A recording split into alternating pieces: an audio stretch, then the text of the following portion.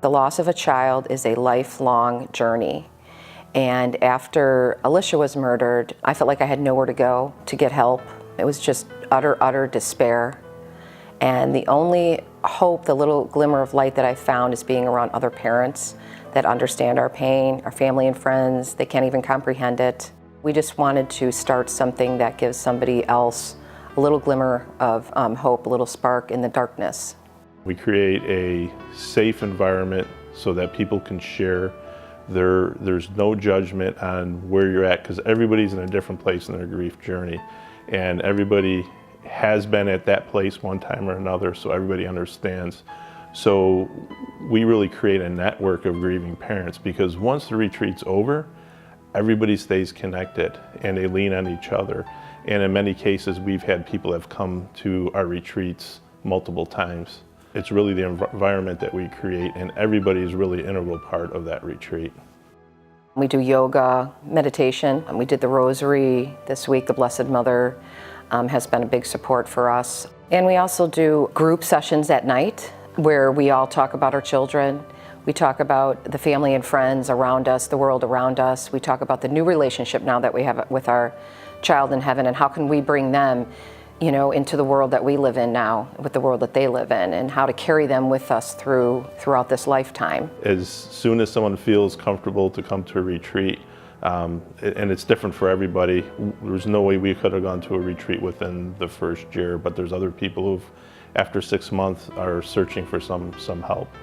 So it's open. So people who have lost children 20 years ago still are looking for support. We've had 3 men, including myself, participate in a retreat, and all of us are stepfathers. So we're not even biological fathers and going through this grief, and definitely want to open up the retreat. So people are wondering, should I go? I'm not the biological father of a child. Absolutely, you're welcome. The retreat is for anybody who lost a child, whether it was in vitro or whether your child was 60 years old. I don't ask people how long has it been, because when you lose a child, it doesn't matter how many years, because you grieve forever. The Purple Project came to me on Facebook. I was a grieving mother. I needed help. Society didn't go for grieving people. Even my friends and family, they expected me to be over it in a month or so. So I came to the Purple Project. I met other wonderful families that had experienced the same situation. So they understood, they loved, they let me cry. They shook their head when I talked about my feelings. They got it. There's a camaraderie with us all, that we have this bond, because this loss is not like any other loss. This loss is so hard. My child, I lost my child. I will carry this pain forever. But by coming to the Purple Project, they've allowed me to tell my story. They've helped me to heal, and it's been amazing. I will love them forever. We have a bond forever.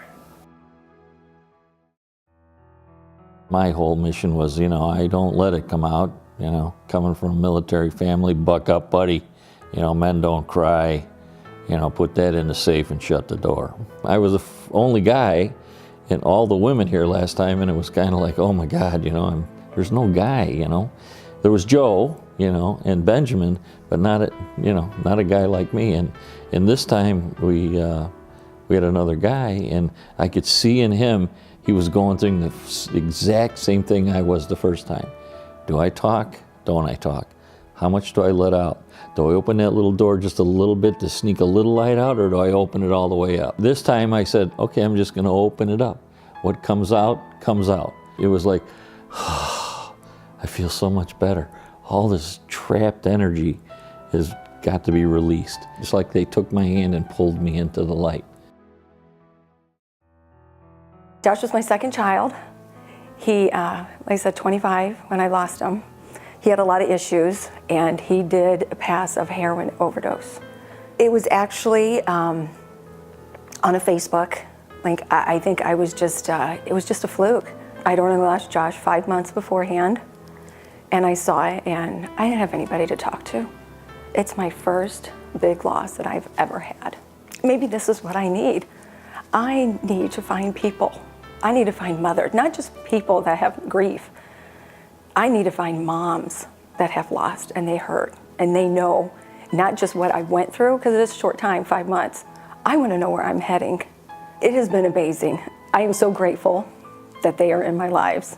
It would have been devastating had I not met them and came here.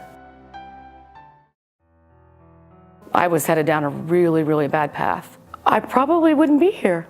I didn't want to live. I was fortunate enough to find the Purple Project. We were the first group, the first grief retreat, and everybody in the room had a spouse or other children, and I didn't have either. We call ourselves sister moms now, and we're like the mama bears of our children. And it's a bond that will never be broken, and we will always be close. It's comforting to me that I know if I'm having a bad day or I'm missing my child so much, and you know, my family doesn't understand, my boyfriend doesn't understand, I know I can pick up the phone and say, hey, you know, this is what's going on with me, and we just talk through it, which helps me on my journey and makes me feel less alone.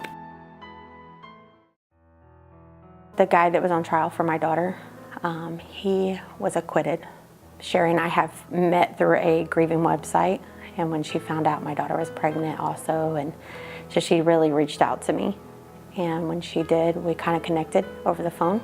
Last year I came to her first retreat, very nervous, out of my comfort zone, just to switch off after 3 months after losing my other son, and after all I've been through. It was hard for my family to even let me go that far. But I really enjoyed being around people that understood me and was on the same level as me. That's hard to find right now. You come into here not knowing a soul, and when you leave here, you know them all. You've known them forever because you connect so much.